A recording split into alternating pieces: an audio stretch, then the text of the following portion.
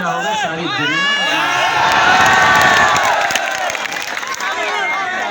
मैं आप लोगों को इतना कहना चाहता हूं मेरे भाई,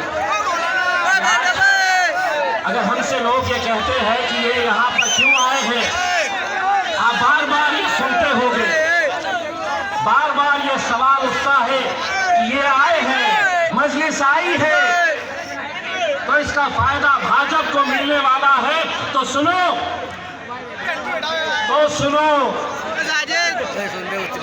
तेलंगाना क्यों गए हो तुम? तेलंगाना की विधानसभा के अंदर 119 सीटें हैं, 119 विधानसभा की सीटें हैं। 101 सीट किसकी है? तो बीआरएस की है, बीआरएस की है, जिसने पिछले कई 40-50 साल से भारतीय जनता पार्टी को वहां पर कदम रखने नहीं दिया।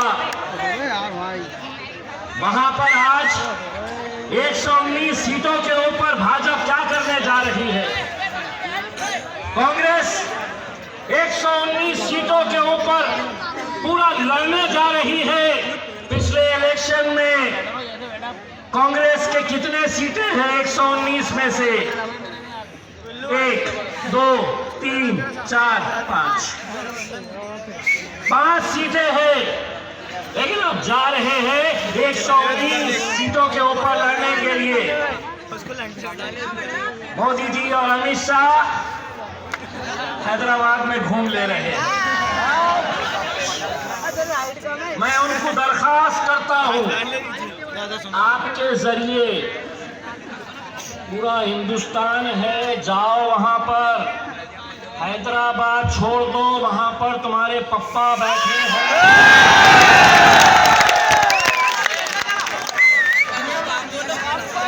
यो अब कल दिन बाद चलने वाला है। पप्पा बोले भी तो क्या तेरा कर ले।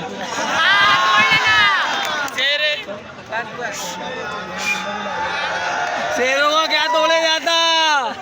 नहीं, एक बात समझ लो, ये जमात है, कोई गूंगे हुक्के बहरों की जमात नहीं है। शेरों की हमारे साथ जुड़ने के बाद गूंगे और मुक्के भी बोलना शुरू कर देते हैं, और हमको ये बोलने की जरूरत नहीं रहती है। ये मत खरीदो, वो मत खरीदो, ये ले लो, वो खाए हो।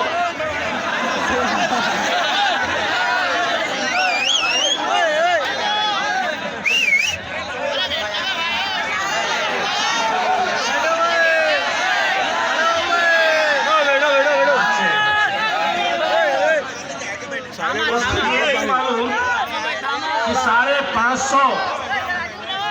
550 लोकसभा के अंदर मेंबर ऑफ पार्लियामेंट है, 550, 543। मजलिस के कितने हैं? 2। अब बाकी के पूरे एक तरफ रहते, भाजपा वालों के साथ ये पंजे वाले भी चले जाते हैं।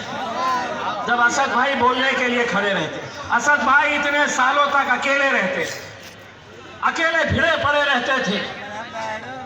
जैसे ही खड़े रहते, कोई यहाँ से चिल्लाता, कोई वहां से चिल्लाता। अब असद भाई अकेले नहीं है, उनका भाई उनके पीछे जाके बैठता है, और जब कोई मेंढक उठता है कोई बोलने के लिए, तो असद भाई की कमेंट्री तो चलते रहती है, उनका भाई पीछे से बोलता है, चल बैठ रे बैठ।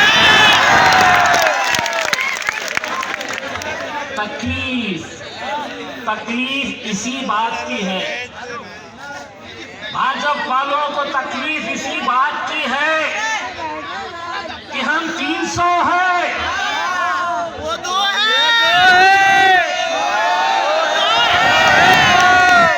वो दोनों से कैसा करते तुम ये इतनी हिम्मत? जंगल में कुत्ते बिल्ली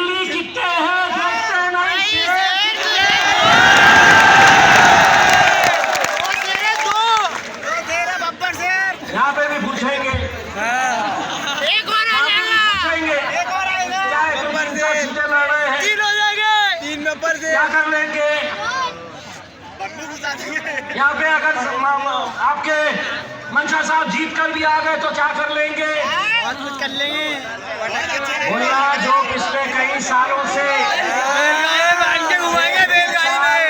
शेरवानी टोपी वाले जो पार्लियामेंट में करते थे बैरिस्टर असदुद्दीन अवैसी साहब, वही काम हमारे नफीस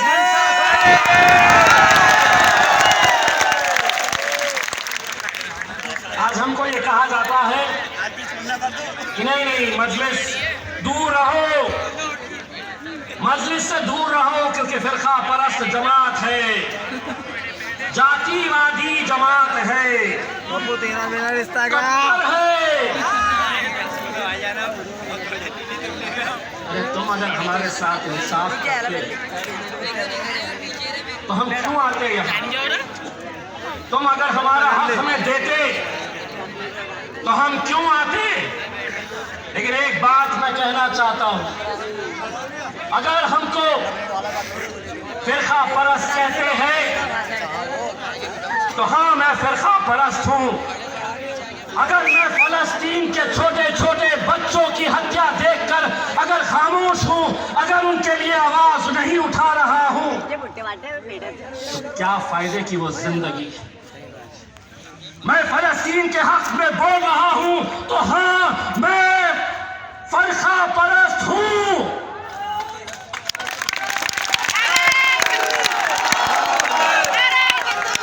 मैं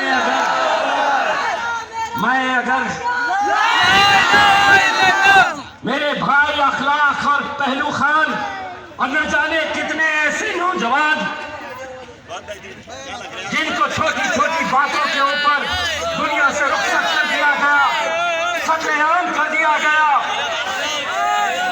अगर मैं उनके लिए आवाज उठाता हूं तो हाँ मैं फिरका परस्त हूं।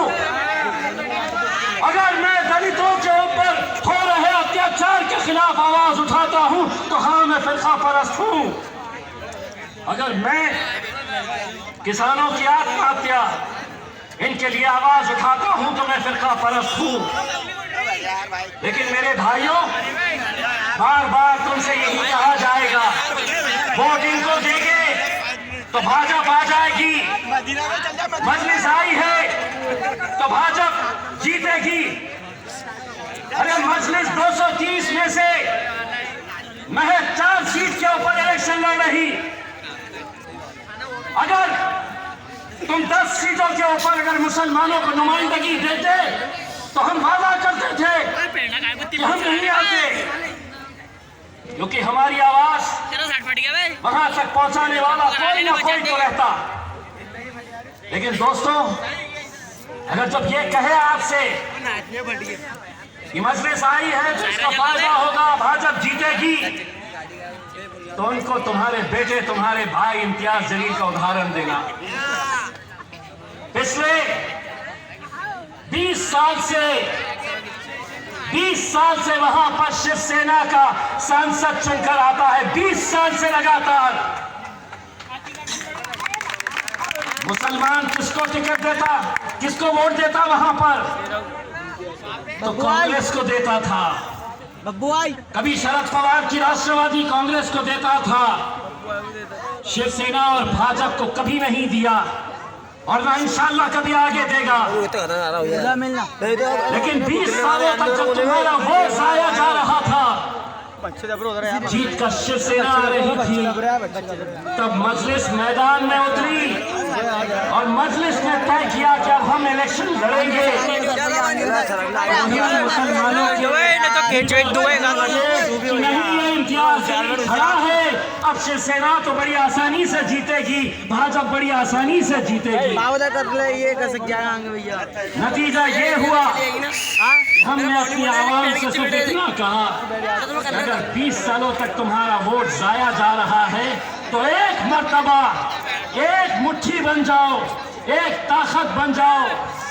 अगर इम्तियाज जलील 3 लाख वोट लेकर अगर हार भी जाता है तो उस हार में भी हमारी जीत है, क्योंकि हमने 3 लाख मुसलमानों को मुत्तहिद करने का काम किया। हमने अपने नौजवानों से कहा, ऐसा ही जोश था उनके अंदर, जो जोश मैं औरंगाबाद में देखता था, आज वो जोश मैं बुरहानपुर के अंदर देख रहा हूं।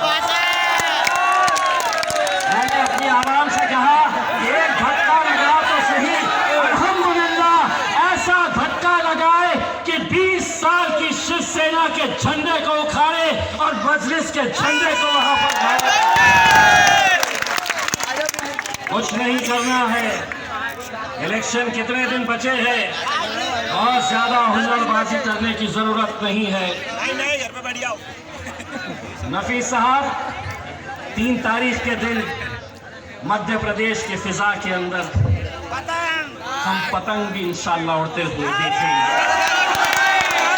मैं भी फख्र से वहां की आवाम को ये कहूंगा कि नफीस भाई का एक भाई भी वहां पर इत्तेहाद की भीख मांगने के लिए गया था। मैं भी आप लोगों से आज उसी इत्तेहाद के लिए यहाँ पर आया हूँ। बहुत ज़्यादा आप लोगों का यहाँ पे सरों का समंदर देखकर अपने ज़ाती इख्तिलाफात को छोड़िए मेरे भाइयों, ऐसा मौका दोबारा नहीं आने वाला है, ऐसा मौका दोबारा नहीं आने वाला है। अगर हमारे में से किसी की कोई गलती हुई है, मैं आप लोगों से माफ़ी मांगता हूँ, लेकिन इस बार ये मौका जाने नहीं देना। एक मर्तबा आप यहाँ पर हमारे पैर मजबूत कर दीजिएगा, एक बार पैर मजबूत कर दीजिएगा, फिर देखिए एक तरफ ये कमल रहेगा और दूसरे तरफ दूसरा कमल रहेगा। ये मध्य प्रदेश का अलग ही मामला है, दोनों तरफ कमल कमल है। एक कमलनाथ है तो दूसरा कमल का फूल है।